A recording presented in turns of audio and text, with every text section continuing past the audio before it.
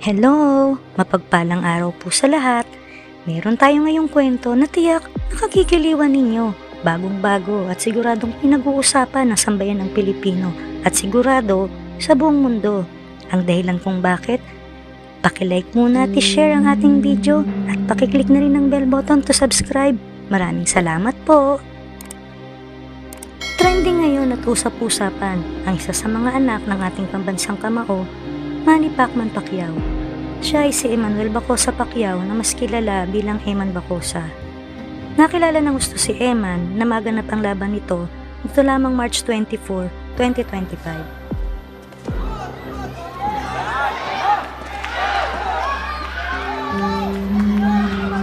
Crowd. Something proper has now sounded. Versus Bacosa. Bacosa. Loading.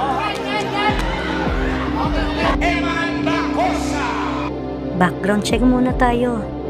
Noong September 2023 ay ipinakilala sa publiko ang anak ni 8th Division World Champion Manny Pacquiao na si Emmanuel Bacosa Pacquiao. Siya ay 19 na taong gulang kung saan marami ang mga hindi naniniwala na hindi ito anak ni Manny Pacquiao. Kung atin pong matatandaan, 11 taon na nakakalipas nang mag-viral ang isang babae sa balita, News 5, na naanakan umano ni Manny Pacquiao na si Joanna Bacosa na nakilala ni Manny sa isa sa hotel sa Maynila kung saan madalas siya maglaro ng bilyar upang libangan, kung saan doon nagtatrabaho si Joanna Bacosa at ayon kay Bacosa, doon sila nagkakilala at nagkaroon ng ugnayan sa isa't isa. At napatunayan nito sa mga dokumento na anak nga nito ni Manny Pacquiao. Ayon din kay Bacosa, ang ina ni Eman, ay bukod sa sustentong ibinibigay ni Pacquiao, ay sinubukan din itong kunin ng bata at nangako si Manny na bibigyan ng magandang buhay at papatapusin sa pag-aaral ang naturang bata. Subalit hindi pumayag si Bacosa, sa halip ay mas pinili na lamang nito ang suporta at sustento para sa kanilang anak. Hanggang sa pagtungtungan nito sa 19 na taong gulang ng batang si Eman Pacquiao na mas kilala bilang Eman Bacosa, sinubukan na nitong pasukin ang mundo ng kanyang ama at sundan ang yapak nito sa larangan ng boxing. Taong 2023 ay pumasok nito sa professional boxing at una nitong nakaharap ang kapwa baguhan na Pinoy na si Jomel Kodjamat nitong September 23, 2023 sa division ng super lightweight, kung saan ang resulta ng kanilang laban ay nauwi sa kamay ng mga hurado at tabla ang naging hatol sa kanilang laban.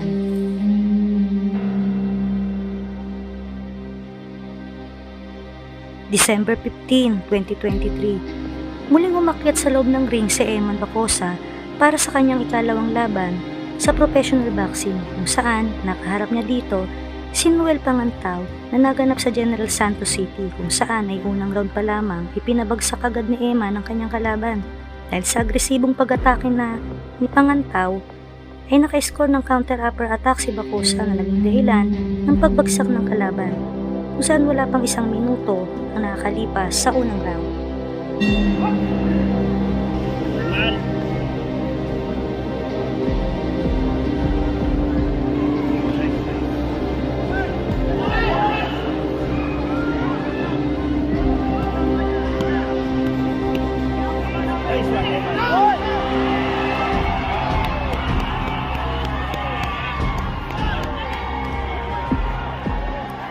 February 9, 2024, ang ikatlong laban ni Eman kontra kay Gerson Paclohan na naganap sa City of Pasig Arena.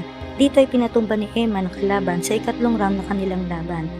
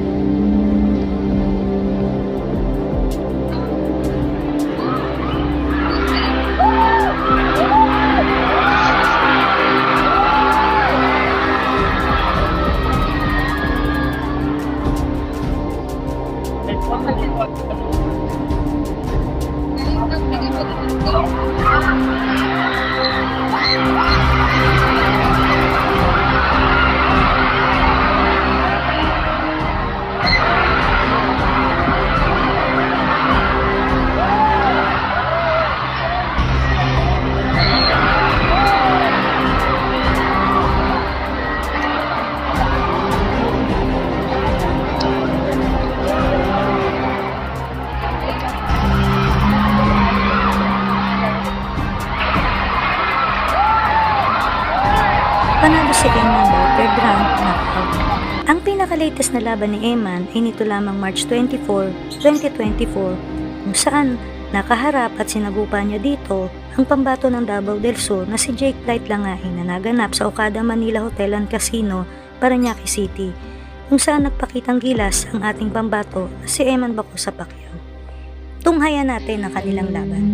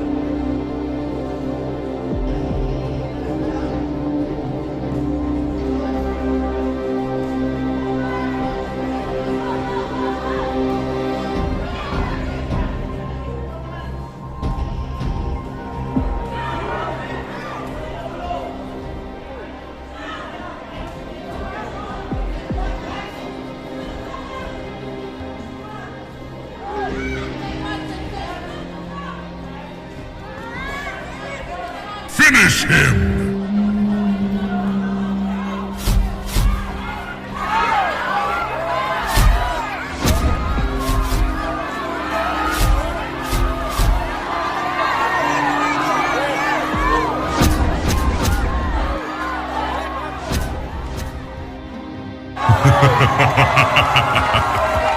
Brutality.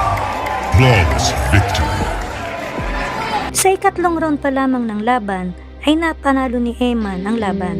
Sa edad pa lamang na 19 na taong gulang ay marami ang nagsasabing malayo ang mararating ni Eman at malaki ang potensyal na magkaroon ito ng pangalan sa mundo ng boxing dahil marunong itong magpakawala ng sunod-sunod na kombinasyon at idagdag pa dito na may katangkaran ito at kayang makipagsabayan sa kalaban. Nagustuhan mo ba ang ating kwento, kabayan? Maaari ka magbigay ng iyong komento sa ibaba at pag-usapan natin yan. Huwag din kalimutang i-like, i-share, at mag-subscribe para maging updated ka para sa mga susunod pa nating makabuluhang kwento. Maraming salamat po sa inyong pagtangkilik. Hanggang sa muli, God bless!